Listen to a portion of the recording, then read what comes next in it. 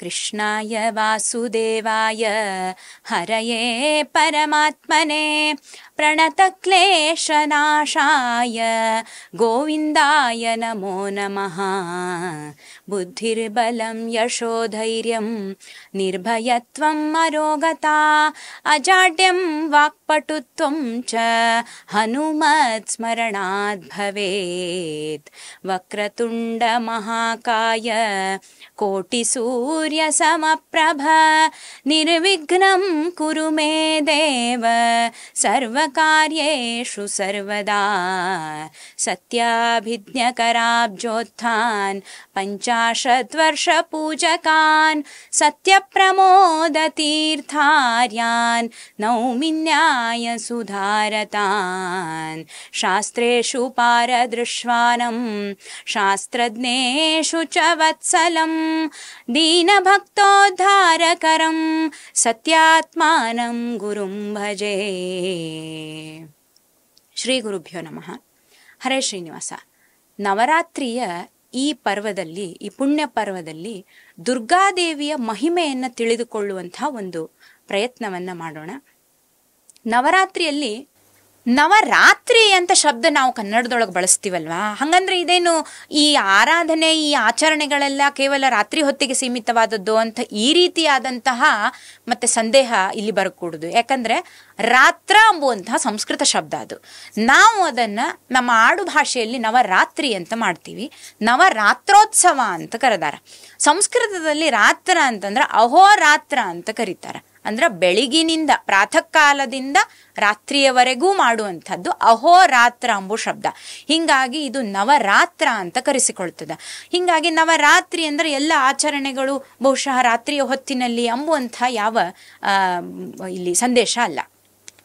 ಅಹೋರಾತ್ರ ಅಂತ ಕರೆದ್ರಿಂದ ನಾವು ಮಾಡುವಂಥ ಪೂಜೆಗಳಿರಬಹುದು, ಪಾರಾಯಣ ಆರಾಧನೆಗಳು, ಅನ್ನದಾನ ಆಗಿರಬಹುದು ಅಥವಾ ಶ್ರವಣ ಆಗಿರಬಹುದು, ಇನ್ನೇನೋ ಸೇವೆಗಳಾಗಿರಬಹುದು, ಎಲ್ಲವೂ ಕೂಡ ಈ ನವರಾತ್ರಿಯ ಪರ್ವದಲ್ಲಿ ಪ್ರಾತಃ ಕಾಲದಿಂದ ಹಿಡಿದು ರಾತ್ರಿಯವರೆಗೂ ಅಹೋರಾತ್ರವಾಗಿ ನಡೆಯುವಂತಹ ಒಂದು ಪರ್ವ, ಆರಾಧನೆಗಳು. ಅದಕ್ಕಾಗಿ ಇದನ್ನು ನವರಾತ್ರ ಅಂತ ಕರೆದದ್ದು. ನವರಾತ್ರೋತ್ಸವ ಅಂತ ಕರೀತಾರೆ. 9 ದಿನಗಳ ಉತ್ಸವವನ್ನ ನವರಾತ್ರ ಅಂತ ಕರೆದ್ರು. ಅಥವಾ 7 ದಿನದ ಉತ್ಸವವನ್ನ ಕೆಲವೊಬ್ರು ಮಾಡುತ್ತಿದ್ರೆ ಅದನ್ನ ಸಪ್ತರಾತ್ರೋತ್ಸವ ಅಂತನೂ ಕರೆದ್ರು. ಕೊನೆಯ 3 ದಿನದ ಉತ್ಸವವನ್ನ ಮಾಡುವವರು ತ್ರಿರಾತ್ರೋತ್ಸವ ಅಂತ ಕರೆದ್ರು. ಅಂತೂ ಇದು ಅಹೋರಾತ್ರಿ ನಡೆಯುವಂತಹ ಒಂದು ಉತ್ಸವ. ದುರ್ಗಾದೇವಿಯ ಆರಾಧನೆ ವಿಶೇಷವಾಗಿ ನಡೀತದೆ. ಇದರ ಹಿನ್ನೆಲೆಯೊಳಗ ದುರ್ಗಾದೇವಿಯ ಸಂಕ್ಷಿಪ್ತವಾದ ಒಂದು ಸ್ಮರಣೆಯನ್ನ ಮಾಡುವಂತಹ ಪ್ರಯತ್ನ.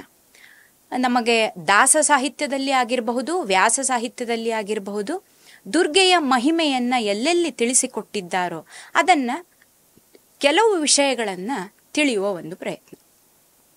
ವಿಜಯದಾಸರು ಪಂಚರತ್ನ ಸುಳಾದಿಗಳು ಅಂತ ಏನು ಮಾಡ್ಯಾರ, ಅಲ್ಲಿ ದುರ್ಗಾ ಸುಳಾದಿಯೊಳಗ ವಿಶೇಷವಾಗಿ ಈ ಸಂಸ್ಕೃತ ಭಾಷೆ ಬಲ್ಲದವರು ಶಾಸ್ತ್ರೀಯವಾದ ವಿಚಾರಗಳನ್ನ ತಿಳಿದುಕೊಳ್ಳಲಿಕ್ಕೆ ಸಾಧ್ಯ ಇಲ್ಲ ಅನ್ನುವಲ್ಲಿ ಈ ವಿಜಯದಾಸರು ಮಾಡಿರುವಂತಹ ಉಪಕಾರ ಎಷ್ಟು ಅಂತಂದ್ರೆ, ಆ ಎಲ್ಲ ವಿಷಯಗಳನ್ನು ನಮಗೆ ಕನ್ನಡೀಕರಿಸಿ ಅವರು ಇಲ್ಲಿ ವಿಶೇಷವಾಗಿ ದುರ್ಗಾ ಸುಳಾದಿ ಎಂಬುವಂತಹ ಒಂದು ಸುಳಾದಿಯನ್ನ ಮಾಡಿಕೊಟ್ಟಾರ. ಅದರ ನಿಮಿತ್ತದಿಂದ ಕೆಲವು ವಿಷಯಗಳನ್ನ ನೋಡೋಣ ಅಂತ. ಅದರೊಳಗೂ ನಿತ್ಯದೊಳಗೂ ದುರ್ಗಾದೇವಿಯ ಸ್ಮರಣೆಯನ್ನ ಮಾಡಲೇಬೇಕು. ನವರಾತ್ರಿಯಲ್ಲಿ ಏನು ವಿಶೇಷ ಈ ದುರ್ಗೆಯ ಆರಾಧನೆಗೆ ಅಂತ, ಈ ದುರ್ಗಾಷ್ಟಮಿಯ ದಿನ ದುರ್ಗಾದೇವಿ ತಾನು ಮಹಿಷಾಸುರನ ಸಂಹಾರವನ್ನ ಮಾಡಿದ್ಲು ಅಂತ ನಮಗೆ ಪುರಾಣಗಳು ತಿಳಿಸ್ಕೊಡ್ತದೆ.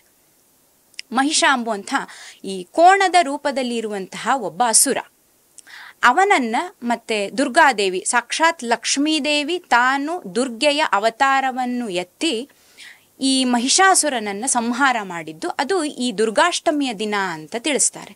ಆದ್ದರಿಂದ ಮತ್ತೆ ಶುಂಭ ನಿಶುಂಭರಾಗಿರಬಹುದು, ರಕ್ತ ಬೀಜಾಸುರ ಆಗಿರಬಹುದು, ಇಂಥ ಅನೇಕ ಅಸುರರನ್ನ ದುರ್ಗಾದೇವಿ ತಾನು ಬೇರೆ ಬೇರೆ ಬೇರೆ ರೂಪಗಳನ್ನ ತಾಳಿ ಮಹಾಕಾಳಿ ಅಂತ ವರ್ಣನೆ ಮಾಡ್ತಾರ. ಇದೆಲ್ಲ ದುರ್ಗಾದೇವಿಯದ್ದೇ ಬೇರೆ ಬೇರೆ ರೂಪಗಳನ್ನ ತಾಳಿ ಈ ಎಲ್ಲ ರಾಕ್ಷಸರನ್ನ ಅವರು ಸಂಹಾರ ಮಾಡಿದಳು. ಈ ರಾಕ್ಷಸರನ್ನ ನಕ್ತಂಚರರು ಅಂತ ಕರೀತಾರೆ, ಅಂದ್ರೆ ನಿಶಾಚರರು ಅಂತ ಕರೀತಾರೆ. ರಾತ್ರಿ ಸಮಯದಲ್ಲಿ ತಮ್ಮ ವ್ಯಾಪಾರವನ್ನ ಮಾಡುವಂಥವರು ಅಸುರರು, ರಾಕ್ಷಸರು. ಇಂಥ ರಾತ್ರಿ ಸಮಯದಲ್ಲಿ ಅಂಥ ಎಲ್ಲ ಅಸುರರನ್ನ ತಾನು ಸಂಹರಿಸಿ ತನ್ನ ಲೀಲೆಯನ್ನ ತೋರಿಸಿದ್ದರಿಂದ ನವರಾತ್ರಿಯಲ್ಲಿ ದುರ್ಗಾದೇವಿಯ ಒಂದು ಆರಾಧನೆ ವಿಶೇಷವಾಗಿ ನಡೀತದೆ. ಸಾಮಾನ್ಯವಾಗಿ ಎಲ್ಲರಿಗೂ ಬರುವಂತಹ ಪ್ರಶ್ನೆ, ದುರ್ಗಾದೇವಿಯನ್ನ ಏನಂತ ನಾವು ಆರಾಧನೆ ಮಾಡೋದು? ಅವಳು ಲಕ್ಷ್ಮೀ ಸ್ವರೂಪಳೋ, ಏನ್ ಲಕ್ಷ್ಮೀ ಅವತಾರಳೋ, ಅಥವಾ ಇನ್ನು ಕೆಲವೊಬ್ರು ಹೇಳ್ತಾರ ಇಲ್ಲ ಗೌರಿ ದೇವಿ ಅಂದ್ರೆ ರುದ್ರದೇವರ ಪತ್ನಿಯಾದಂತಹ ಪಾರ್ವತೀ ದೇವಿಯ ರೂಪ ದುರ್ಗಾದೇವಿ ಅಂತನೂ ಕೆಲವೊಬ್ರು ಕರೀತಾರೆ. ಇದಕ್ಕೆ ಕೆಲವೊಂದು ವಿಷಯಗಳು ನಮಗ ಪೂರಕವಾಗಿ ಹೇಳೋದೇನಂತಂದ್ರ, ದುರ್ಗಾದೇವಿ ಲಕ್ಷ್ಮೀ ದೇವಿಯದ್ದೇ ಒಂದು ಅವತಾರ ಎಂಬುದನ್ನು ಸ್ಪಷ್ಟವಾಗಿ ತಿಳಿಸ್ಕೊಡ್ತದೆ. ಹಿಂಗಾಗಿ ಈ ಉಪಾಸನೆಗೆ ಅಂತ ಹೋದಾಗ ವಿಷಯವನ್ನ ಸ್ಪಷ್ಟವಾಗಿ ತಿಳಿದುಕೊಳ್ಳಬೇಕು ಅನ್ನೋ ಜಿಜ್ಞಾಸೆ ಇದ್ದಾಗ ಕಾಳಿ ಎಂಬೋ ಶಬ್ದದಿಂದ ವಾಯುದೇವರ ಪತ್ನಿಯನ್ನು ಮತ್ತೆ ಭಾರತೀ ದೇವಿಯನ್ನೂ ಅನೇಕ ಕಡೆ ಕರೆದದ್ದು ಉಂಟು ಪುರಾಣಗಳಲ್ಲಿ. ರುದ್ರದೇವರ ಪತ್ನಿಯಾದ ಪಾರ್ವತೀ ದೇವಿಯನ್ನು ಕಾಳಿ ಅಂತ ಕರೆದದ್ದು ಉಂಟು. ಈ ಅಲ್ಲದೇನೆ ಮಹಾಕಾಳಿ ಅಂತ ಲಕ್ಷ್ಮೀ ದೇವಿಯನ್ನ ಕರೆದದ್ದು. ವಿಜಯದಾಸರು ತಮ್ಮ ದುರ್ಗಾಸುಳಾದಿಯಲ್ಲಿ ಕಾಳಿ ಕಾಳಿ ಮಹಾಕಾಳಿ ಅಂತ ಅವರೂ ಕರೆದಿದ್ದಾರೆ. ಸ್ತುತಿ ಮಾಡುವೆ ನಿನ್ನ ಕಾಳಿ ಮಹಾಕಾಳಿ ಅಂತ ದುರ್ಗಾಸುಳಾದಿಯಲ್ಲಿ ವಿಜಯದಾಸರು ಕರೆದಿದ್ದು. ಈ ಮಹಾಕಾಳಿ ಎಂಬುವಂತಹ ಶಬ್ದವೇ ವಿಜಯದಾಸರು ಯಾಕೆ ಪ್ರಯೋಗ ಮಾಡಿದರು ಅಂತಂದ್ರ, ನಮಗೆ ವನಪರ್ವದಲ್ಲಿ ಬರುವಂತಹ ಮಹಾಭಾರತದ ವನಪರ್ವದಲ್ಲಿ ಮತ್ತೆ ಧರ್ಮರಾಜ ತಾನು ದುರ್ಗಾದೇವಿಯ ಸ್ತೋತ್ರವನ್ನ ಮಾಡ್ತಾನೆ. ಪ್ರಚಲಿತವಾದಂಥದ್ದು ಎಲ್ಲರೂ ಪಾರಾಯಣ ಮಾಡುವಂತಹ ದುರ್ಗಾ ಸ್ತೋತ್ರ. ಅಲ್ಲಿ ಮತ್ತೆ ಧರ್ಮರಾಜ ಪ್ರಯೋಗ ಮಾಡುವುದು ಮಹಾಕಾಳಿ ಎಂಬ ಶಬ್ದವನ್ನ ದುರ್ಗಾದೇವಿಗೆ ಪ್ರಯೋಗ ಮಾಡಿದ್ದು. ಮಹಾಭಾರತದಲ್ಲಿ ಅಂದ್ರೆ ನಾವು ಮೊದಲಿಗೆ ತಿಳಿದಂತೆ ಈ ವ್ಯಾಸ ಸಾಹಿತ್ಯ ಅನ್ನೋದು ಬಿಂಬ ಆದರೆ ಹರಿದಾಸ ಸಾಹಿತ್ಯ ಅದರ ಪ್ರತಿಬಿಂಬ ಅಂತಂದಂಗ, ಮಹಾಭಾರತದಲ್ಲಿ ವೇದವ್ಯಾಸ ದೇವರು ಬಳಸಿದ ಆ ಶಬ್ದಗಳು ಅದನ್ನೇ ಕನ್ನಡದಲ್ಲಿ ವಿಜಯದಾಸರು ಮತ್ತೆ ಆ ಪ್ರತಿಬಿಂಬದಂತೆ ತೋರಿಸ್ಕೊಡ್ತಾರ. ಅಲ್ಲಿ ಮಹಾಕಾಳಿ ಅಂತ ಕರೆದದ್ದು ಲಕ್ಷ್ಮೀ ದೇವಿಯ ಆ ದುರ್ಗಾ ಸ್ವರೂಪವನ್ನ. ಇಲ್ಲಿಯೂ ವಿಜಯದಾಸರು ಅದಕ್ಕೆ ಪೂರಕವಾಗಿ ಮಹಾಕಾಳಿ ಎಂಬ ಶಬ್ದವನ್ನ ದುರ್ಗಾದೇವಿಗೆ ಬಳಸ್ತಾರ. ಮಹಾಕಾಳಿ ಅಂತ ಬಳಸಿದ್ದು ಇದು ಸಾಕ್ಷಾತ್ ಲಕ್ಷ್ಮೀ ದೇವಿಗೆ ಅನ್ನೋದಕ್ಕಾಗಿ ವಿಜಯದಾಸರು ತಮ್ಮ ಸುಳಾದಿಯಲ್ಲಿ ಹೇಳ್ತಾರ, ದುರ್ಗೆ ಹೇ ದುರ್ಗೆ ಮಹಾದುರ್ಗೆ ಭೂದುರ್ಗೆ ವಿಷ್ಣು ದುರ್ಗೆ ಎಂದೋ ಶಬ್ದವನ್ನ ಬಳಸ್ತಾರೆ. ವಿಷ್ಣು ದುರ್ಗೆ ಅಂತ ಯಾಕೆ ಬಳಸಿದ್ರು ವಿಜಯದಾಸರು ಅನ್ಲಿಕ್ಕೆ ಇದು ಪ್ರಮಾಣ ಏನಂತಂದ್ರ, ಇದು ವಾಯುದೇವರ ಪತ್ನಿ ಅಲ್ಲ, ರುದ್ರದೇವರ ಪತ್ನಿಯೂ ಅಲ್ಲ, ಇದು ಸಾಕ್ಷಾತ್ ವಿಷ್ಣು ದುರ್ಗೆ ಅಂತ ಶಬ್ದವನ್ನು ಬಳಸಿದ್ದು. ಯಾಕೆ ಅಂತಂದ್ರೆ ಸಾಕ್ಷಾತ್ ನಾರಾಯಣನ ಪತ್ನಿ ಮಹಾಲಕ್ಷ್ಮಿ ಅವಳೇ ದುರ್ಗೆಯಾಗಿ ಇಲ್ಲಿ ಬಂದದ್ದು ಅನ್ನೋದನ್ನ ತಿಳಿಸ್ಲಿಕ್ಕಾಗಿ ವಿಜಯದಾಸರು ತಮ್ಮ ಸುಳಾದಿಯಲ್ಲಿ ವಿಷ್ಣು ದುರ್ಗೆ ಎಂಬುವಂಥ ಒಂದು ಶಬ್ದವನ್ನ ಪ್ರಯೋಗವನ್ನು ಮಾಡ್ತಾರೆ. ಹಿಂಗಾಗಿ ಇಲ್ಲಿ ಏನಾದರೂ ಸಂದೇಹಗಳು, ಈ ದುರ್ಗಾದೇವಿಯನ್ನ ಯಾವ ರೀತಿಯಾಗಿ ನಾವು ತಿಳ್ಕೋಬೇಕು, ಏನು ಯಾರ ಅವತಾರ ಯಾವ ಸ್ವರೂಪ ಅಂದಾಗ ಇದು ಸಾಕ್ಷಾತ್ ಲಕ್ಷ್ಮೀ ದೇವಿಯದ್ದೇ ಅವತಾರ ದುರ್ಗಾದೇವಿಯದ್ದು ಅಂತ ಹೇಳಿ. ಪಾಂಡವರು ವನಪರ್ವದಲ್ಲಿ ಅದರಲ್ಲಿಯೂ ಧರ್ಮರಾಜ ತಾನು ಸಾಕ್ಷಾತ್ ಶ್ರೀಕೃಷ್ಣ ಪರಮಾತ್ಮನೇ ಜೊತೆಗಿದ್ದಾಗ ಈ ಸಂದರ್ಭದಲ್ಲಿ ದುರ್ಗಾದೇವಿಯನ್ನೇ ವಿಶೇಷವಾಗಿ ಸ್ಮರಣೆ ಮಾಡಿದ್ದು ಯಾಕೆ ಅಂತ. ಅಂದ್ರೆ ಈ ಹಿನ್ನೆಲೆಯನ್ನ ನಾವು ತಿಳ್ಕೊಳ್ಳೋ ಪ್ರಯತ್ನ ಮಾಡಿದ್ವಿ ಅಂತಂದ್ರೆ ಯಾವ ಯಾವ ಸಂದರ್ಭದಲ್ಲಿ ನಾವು ದುರ್ಗಾದೇವಿಯ ಸ್ಮರಣೆಯನ್ನ ಮಾಡಬೇಕು ಎಂಬುವಂತ ಹಿನ್ನೆಲೆ ನಮಗೆ ಅರ್ಥ ಆಗ್ತದೆ. ವನವಾಸವನ್ನ ಅಂತ್ಯಗೊಳಿಸಿದ್ರು ಪಾಂಡವರು, ಇನ್ನೇನು ಅಜ್ಞಾತವಾಸಕ್ಕೆ ಹೋಗ್ಬೇಕಾಗಿತ್ತು. ಆ ಸಮಯದಲ್ಲಿ ವಿರಾಟ್ ರಾಜನ ಆಸ್ಥಾನದಲ್ಲಿ ವೇಷವನ್ನ ಬದಲಿಸಿಕೊಂಡು ಹೋಗುವಂತಹ ಒಂದು ಸಂದರ್ಭ. ಅಲ್ಲಿ ವಿಶೇಷವಾಗಿ ಮತ್ತೆ ಧರ್ಮರಾಜ ತಾನು ದುರ್ಗಾದೇವಿಯ ಸ್ತೋತ್ರವನ್ನ ಮಾಡಿ ಪ್ರಾರ್ಥನೆಯನ್ನ ಮಾಡಿಕೊಂಡ್ರು. ಅಲ್ಲಿ ದುರ್ಗಾದೇವಿ ಒಲಿದು ವರವನ್ನ ಕೊಟ್ಲು ಎಂಬುವಂಥದ್ದು ಮಹಾಭಾರತದಲ್ಲಿ ಬರುವಂತಹ ಕಥೆ. ಯಾಕೆ ಈ ಸಂದರ್ಭದಲ್ಲಿಯೇ ಯಾಕೆ ದುರ್ಗಾದೇವಿಯ ಸ್ಮರಣೆಯನ್ನ ಮಾಡಬೇಕು ಅಂತ ಹೇಳಿ, ಇದು ಎಲ್ಲ ಮತ್ತೆ ಲೋಕಕ್ಕೆ ತಿಳಿಸುವಂತಹ ಒಂದು ಸಂದೇಶ ಅಂತ ತೋರಿಸುವುದಕ್ಕಾಗಿ ಮಾಡಿದ್ದು ಅಂತ ಹೇಳಿ ಅವರು ಎಲ್ಲರೂ ವೇಷ ಬದಲಿಸಿಕೊಂಡು ವಿರಾಟ್ ರಾಜನ ಆಸ್ಥಾನದಲ್ಲಿ ಇನ್ನು 1 ವರ್ಷ ಇರಬೇಕಾಗಿತ್ತು. ಅಜ್ಞಾನಕ್ಕೆ ಅಭಿಮಾನಿನಿ ಅಂದ್ರೆ ತಮೋಗುಣದ ಅಭಿಮಾನಿನಿ ಅವಳು ದುರ್ಗಾದೇವಿ ಅಂತ. ತ್ರಿಗುಣಮಾನಿ ಅಂತ ಲಕ್ಷ್ಮೀ ದೇವಿಯನ್ನ ಹರಿಕಥಾಮೃತಸಾರದಲ್ಲಿ ಕರೆದಾರ, ಮಂಗಳಾಚರಣದಲ್ಲಿಯೇ ಬರ್ತದೆ. ತ್ರಿಗುಣಮಾನಿ ಅಂತ ಕರೆದದ್ದು ಎಲ್ಲಾ ಗುಣಗಳಿಗೂ ಅಭಿಮಾನಿನಿ ಲಕ್ಷ್ಮೀ ದೇವಿಯೇ. ಅದರಲ್ಲಿ ಶ್ರೀ ಭೂ ದುರ್ಗಾ ಅಂತ 3 ರೂಪದಿಂದ 3 ಗುಣಗಳನ್ನು ನಿಯಮನ ಮಾಡ್ತಾಳ ಎಂಬುವಂಥದ್ದು ಶಾಸ್ತ್ರೀಯ ವಿಚಾರ. ಇಲ್ಲಿ ತಮೋಗುಣದ ಕೆಲಸ ಏನು ಅಂತಂದ್ರ ಅಜ್ಞಾನ, ವಿಪರೀತ ಜ್ಞಾನ, ಮಿಥ್ಯಾಜ್ಞಾನ ಇದನ್ನ ಕೊಡುವುದು ತಮೋಗುಣದ ಕೆಲಸ. ಅಂದ್ರೆ ನಾವು ನೇರವಾಗಿ ಹೇಳೋದಂತಂದ್ರೆ ಈ ಎಲ್ಲ ಅಜ್ಞಾನ, ವಿಪರೀತ ಜ್ಞಾನ, ಮಿಥ್ಯಾಜ್ಞಾನವನ್ನ ಕೊಡುವವಳು ದುರ್ಗಾದೇವಿ. ಇಲ್ಲೇ ಈ ಪ್ರಸಂಗದಲ್ಲಿ ಅವರು ವೇಷ ಬದಲಿಸಿದಾಗ ಕೌರವರೇ ಮೊದಲಾದವರಿಗೆ ಎಲ್ಲರಿಗೂ ಮತ್ತು ಅಲ್ಲಿ ವಿರಾಟ್ ರಾಜನ ಆಸ್ಥಾನದಲ್ಲಿ ಇರುವಂಥವರು ಪ್ರಜೆಗಳು ಯಾರಿಗೂ ಇವರು ಪಾಂಡವರು ಎಂಬುವಂತಹ ನಿಜವಾದ ಜ್ಞಾನ, ಇವರ ಸ್ವರೂಪ ಜ್ಞಾನ ಯಾರಿಗೂ ಆಗಬಾರ್ದು. ಯಾಕಂದ್ರೆ ವೇಷ ಬದಲಿಸಿಕೊಂಡು ಹೊರಟಿದ್ರು. ಅಷ್ಟೇ ಅಲ್ಲದೆ ಇದು ಮುಗಿದ ಮೇಲೆ, ಇದು ಸರಾಗವಾಗಿ ಅವರ ಈ ಅಜ್ಞಾತವಾಸ ಮುಗಿದ ಮೇಲೆ ಇನ್ನು ಮೇಲೆ ಯುದ್ಧ ಆಗಬೇಕು, ಮತ್ತೆ ಕಳೆದುಕೊಂಡದ್ದನ್ನೆಲ್ಲ ಪಡಿಬೇಕಾಗಿತ್ತು. ಈ ಯುದ್ಧ ಮಾಡೋದು ಅಂತೇನದ ಇದು ಕೂಡ ಏನು ಸತ್ವಗುಣದ ಕೆಲಸ ಅಂತೂ ಅಲ್ಲ. ಯುದ್ಧ ಮಾಡೋದು ಅಂತೇನದ ಇದಕ್ಕೂ ಕೂಡ ತಮೋಗುಣದ ಪ್ರಚೋದನೆಯೇ ಬೇಕು. ಈ ಎಲ್ಲ ದೃಷ್ಟಿಯಿಂದ ತಮ್ಮ ಅಜ್ಞಾತವಾಸ, ನಾವು ಅಜ್ಞಾತವಾಗಿ ಇದ್ದದ್ದು ಎಲ್ಲರಿಗೂ ಅಜ್ಞಾನದಲ್ಲಿಯೇ ಇರಬೇಕು ಅನ್ನೋ ದೃಷ್ಟಿಯಿಂದ ಧರ್ಮರಾಜ ತಾನು ವಿಶೇಷವಾಗಿ ದುರ್ಗಾಸ್ಮರಣೆಯನ್ನ ಮಾಡಿದ ಅಂಥೇಳಿ ಅಲ್ಲಿ ಮುಂದೆ 27, 28 ಮುಂದಿನ ಪದ್ಯದಲ್ಲಿ ದುರ್ಗಾದೇವಿ ತಾನು ಪ್ರತ್ಯಕ್ಷಳಾಗಿ ಯಾವ ರೀತಿ ಅನುಗ್ರಹ ಮಾಡಿದ್ಲು ಅನ್ನುವಂಥದ್ದು ಆ ಮಹಾಭಾರತದ ಆ ದುರ್ಗಾ ಸ್ತೋತ್ರದಲ್ಲಿ ಮುಂದೆ ಬರ್ತದೆ. ಅಲ್ಲಿ ಅವಳು ನೇರವಾಗಿ ತಾನು ಅನುಗ್ರಹ ಮಾಡಿಬಿಡ್ತಾಳೆ. ಯುದ್ಧ ಆಗತ್ತೆ, ಮುಂದೆ ಯುದ್ಧದಲ್ಲಿ ನೀನೇ ಗೆಲ್ಲುತ್ತೀಯ, ವಿಜಯವೂ ಆಗತ್ತೆ, ಮತ್ತೆ ನಿನ್ನ ಪರಿವಾರದೊಂದಿಗೆ ಸೇರಿ ನೀನು ರಾಜ್ಯವನ್ನ ಆಳ್ತಿ ಅಂತ ಹೇಳಿ ದುರ್ಗಾದೇವಿ ತಾನು ಅನುಗ್ರಹ ಮಾಡಿದ್ದ ವಿಷಯವನ್ನ ನಾವಲ್ಲಿ ಕಾಣ್ತೇವೆ. ಅಂದ್ರೆ ಯಾವ್ಯಾವ ಸಂದರ್ಭದಲ್ಲಿ ನಾವು ದುರ್ಗಾ ಸ್ಮರಣೆಯನ್ನ ಮಾಡಬೇಕು ಎಂಬುವಂಥದ್ದು ಈ ಎಲ್ಲ ಘಟನೆಗಳು ನಮಗೆ ತೋರಿಸ್ಕೊಡ್ತದೆ ಅಂತ. ಏನೋ ಒಂದು ಆಪತ್ತುಗಳು ಬಂದಾಗ ನಮ್ಮ ಶ್ರೀಗಳವರು ಕೂಡ ಇವತ್ತಿಗೆ ಯಾರೇ ಏನೇ ಕಷ್ಟ ಅಂತ ಹೋದ್ರೂ ಕೂಡ ಮಂತ್ರಾಕ್ಷತೆಯ ಜೊತೆಗೆ ಅವರು ಹೇಳುವ ಒಂದು ಉಪದೇಶ ಏನಂತಂದ್ರೆ ಎಲ್ಲರೂ ವಿಶೇಷವಾಗಿ ನರಸಿಂಹ ಸುಳಾದಿ ಮತ್ತು ದುರ್ಗಾ ಸುಳಾದಿಯ ಪಾರಾಯಣವನ್ನ ಅಂತ ಹೇಳಿ ಸನ್ಮಾರ್ಗದಲ್ಲಿ ಬರುವಂತಹ ಎಲ್ಲಾ ವಿಘ್ನಗಳನ್ನ ಪರಿಹಾರ ಮಾಡುವವಳು ದುರ್ಗಾದೇವಿಯ ದೃಷ್ಟಿಯಿಂದ ಈ ದುರ್ಗಾ ಸುಳಾದಿಯ ಪಾರಾಯಣ ಎಷ್ಟು ವಿಶೇಷ. ಅದರಲ್ಲಿಯೂ ನವರಾತ್ರಿಯ ಒಂದು ಸಂದರ್ಭ, ಯಾಕೆಂದ್ರೆ ದುರ್ಗಾದೇವಿಯ ಆರಾಧನೆಯೇ ಇಲ್ಲಿ ವಿಶೇಷವಾಗಿ ಮಾಡೋದ್ರಿಂದ ದುರ್ಗಾ ಸುಳಾದಿಯ ಪಾರಾಯಣ ಏನದ ಇದು ಈ ಸಂದರ್ಭದಲ್ಲಿ ಬಹಳ ಮುಖ್ಯವಾದದ್ದು ಅಂತ. ಇಲ್ಲಿ ದುರ್ಗಾದೇವಿಯ ಈ ಜಿಜ್ಞಾಸೆಯಲ್ಲಿ ಇನ್ನೊಂದು ವಿಷಯ ಬರ್ತದೆ.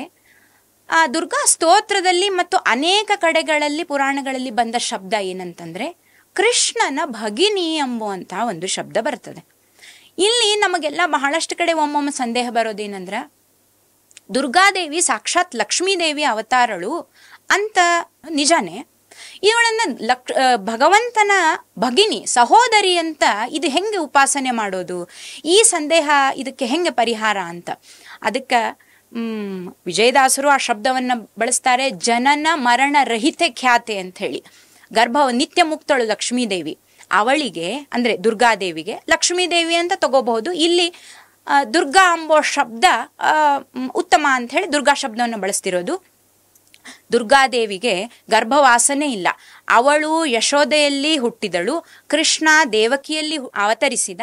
ಆದ್ದರಿಂದ ಇಬ್ಬರ ಅವತಾರವು ಈ ರೀತಿ ಆದದ್ದರಿಂದ ಕೃಷ್ಣನ ಭಗಿನಿ ಎಂಬುವಂಥದ್ದು ಆ ಕಥೆಗೆ ಆ ಸಂದರ್ಭಕ್ಕೆ ತಕ್ಕಂತೆ ಕರೆದದ್ದು ನಿಜ. ಆದರೆ ಉಪಾಸನೆಯಲ್ಲಿ ನಾವು ಎಂದಿಗೂ ದುರ್ಗಾದೇವಿಯನ್ನ ಅಥವಾ ಅರ್ಥಾತ್ ಲಕ್ಷ್ಮೀದೇವಿಯನ್ನ ಕೃಷ್ಣನ ಭಗಿನಿ ಎಂಬುವಂತಹ ಉಪಾಸನೆ ಇಲ್ಲ. ಒಂದು ಕಾರಣ, ಲಕ್ಷ್ಮೀದೇವಿಗೆ ದೇವರ ಸೇವೆಯನ್ನ ಮಾಡ್ಲಿಕ್ಕಾಗಿ ಪತ್ನಿಯಾಗಿಯೇ ಅವತಾರವನ್ನು ಎತ್ತಬೇಕು ಎಂಬುವಂತಹ ಅನಿವಾರ್ಯತೆಯೂ ಇಲ್ಲ, ಮತ್ತೆ ನಿಯಮವೂ ಅವಳಿಗಿಲ್ಲ. ದೇವರ ಸೇವೆ ಮಾಡುವುದಕ್ಕಾಗಿ ಅವಳು ಯಾವ ಅವತಾರವನ್ನು ಎತ್ತುತ್ತಾಳೆ, ಯಾವ ರೂಪವನ್ನಾದ್ರೂ ಧಾರಣೆ ಮಾಡ್ತಾಳೆ. ಅದು ಭಗಿನಿ ಎಂಬೋ ರೂಪದಿಂದ ಇರಬಹುದು, ಅಥವಾ ಇನ್ನೆಲ್ಲೋ ಬೇರೆ ಬೇರೆ ಸೇವಕಿಯಾಗಿಯೋ ಮತ್ತಿನ್ನೋ ವೇಷ ಬದಲಿಸಿ ಇನ್ಯಾವುದೋ ರೂಪದಿಂದಲೋ ಇರಬಹುದು.